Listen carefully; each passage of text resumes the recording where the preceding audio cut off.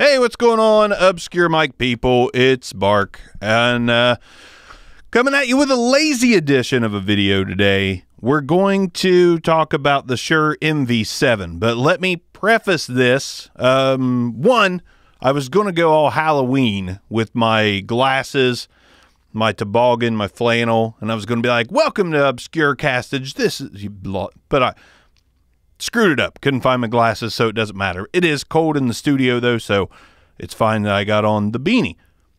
Let's talk about the MV7. First thing I want to say is for a in-depth review and for a lot of USB functionality tips and tricks of the trade, go to Podcastage. Don't watch this one. I'm not going super in-depth with this thing. I'm just going to compare it to the SM7B because I keep seeing videos. They made a mini SM7B. No, they didn't. They did not make a mini SM7B. Like, it's similar in looks a little, but once you take the windscreen off, you're like, no, it's not. There's a penis there. Let's just compare these microphones. I do have one clip of me using it USB style into my phone. So we'll roll that somewhere along the line of the video. But I just wanted to really get to the meat and potatoes of the fact that it's not an SM7B. It's an MV7. If they wanted to make another SM7B with USB functionality, I'm sure they could have. And they could have called it like SM7B Plus or something. They didn't do that. They didn't. So I have the SM7B plugged in, and we are going to just compare. Let's go ahead and just get the get the shit out of the way. SM7B is what I'm speaking into. This is the Shure MV7. This is the Shure MV7. It's in XLR mode. And over here, we got the Shure SM7B. It's a completely different sound. Smooth, rich, and not that... It's still smooth, but it's a little boxier. It's a little crispier. It just doesn't sound anything like the SM7B in my opinion. Let's go ahead and spin this microphone around so you can hear the off-axis rejection of the SM7, SM7B, SM7B, back around to the side of the 7B, and back around to the front of the 7B. Now we'll do the same thing on the MV7. All right, the MV7, we're going to spin it around sideways, off-axis rejection, so you can see what it's like compared to the SM7B. Now I'm 180 degrees away from this thing, and we're going to turn it right back around to the front of the microphone and my voice. There it is. Let's go ahead and do some plosives. We'll start with the MV7, which I know is a little more susceptible. Peter Piper picked a patch of pickled pineapple pizza. Peter Piper picked a patch of pickled pineapple pizza. Peter Piper. Peter Piper picked a patch of pickled pineapple pizza. Okay. It's not even... I mean, the SM7B hands down kind of wins the plosives war. Let's do proximity.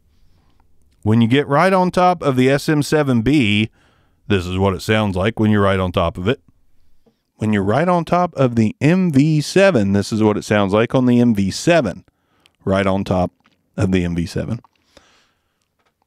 Let's go ahead and show you what it sounds like plugged into a phone. This is me on a phone talking into the MV7. No, as my 4-year-old would say, no nothing on it. No processing, no filters engaged, just plug directly in, using the camera. There you go. So here is a test of the Shure MV7 in an untreated space. So, test of a Shure MV7 untreated space, no processing enabled, nothing like that. So this is what you get: USB mode, untreated space, and this is what it sounds like. This is also plugged directly into the USB-C port of my Android device, and so I'm using this for video and audio. So this is what you can expect with just no processing with your phone and the mic. So I just wanted to get this out there. There's plenty of videos, and I missed the mark on the MV7 on a full review. Podcasters did a wonderful review of it. There's some other really good ones out there. I'm never going to do USB really, really in depth. It's just, this microphone is cool. I mean, it's a nice microphone. It sounds okay. I don't love it. I didn't want to spend a ton of time on it, just to be honest. I mean, this is how it sounds. There's a ton of different settings within the Shure Motive app that you can mess with and get the sound tailored a little more to your liking. But there's reviews out there. I didn't feel like doing my own because there's already great ones out there. So let's put some processing on this right now. All right. Now I've got compression, big bottom. This is what it sounds like with those things enabled. Now let's do the same thing on Shure MV7 and a big bottom. So there's that. Now you can hear that big bottom shining through a little bit. So we got some processing on. It's the Rodecaster Pro. This is what it sounds like with the processing. Let's go to the SM7B with the same settings involved. Now we got the SM7B. They didn't make a mini SM7B. This mic is just, I'm sorry, it is way, way, way off. Way off. And I don't think they wanted to make an SM7B. They're making a new podcast mic. They didn't make an SM7B, but this SM7B sounds way better than the MV7, at least in XLR mode. I know that Podcastage, again, in USB mode, made this microphone sound pretty solid. And I think it's a good one, but it's not this. It's nothing like this, but people are going to think that because it looks kind of like it, that it is that. And that's fine. That's fine.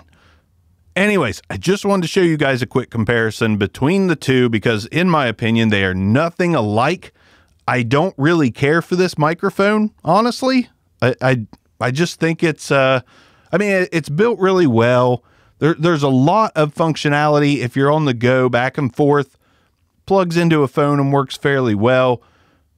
It's a solid microphone. It's just, it's not for me. It is not for me. It might be for you. Give me the SM7B all day and I'll just pack a small interface with me instead of going the USB route. But yeah, there you go. SM7B, Shure MV7. Kind of the point of this video was just to get them together more. We'll end it on the MV7 with the processing on. We'll go ahead and turn that off, actually. All right, so processing the back off on the MV7. So this is what you're going to get with the MV7 in XLR mode. Again, just a snippet of USB. I don't think it's that great. I mean, is it worth $250? Probably, because of the functionality. You can do a lot of things with it. But I personally wouldn't pay $250 for it. It's just not my cup of tea. Is what it is. Bark's out. SM7B, still in my heart, is way, way more of a champion than this fella. But, you know, this is intriguing. Some people are going to like it. Not really me. Obscure Mics. Peace out.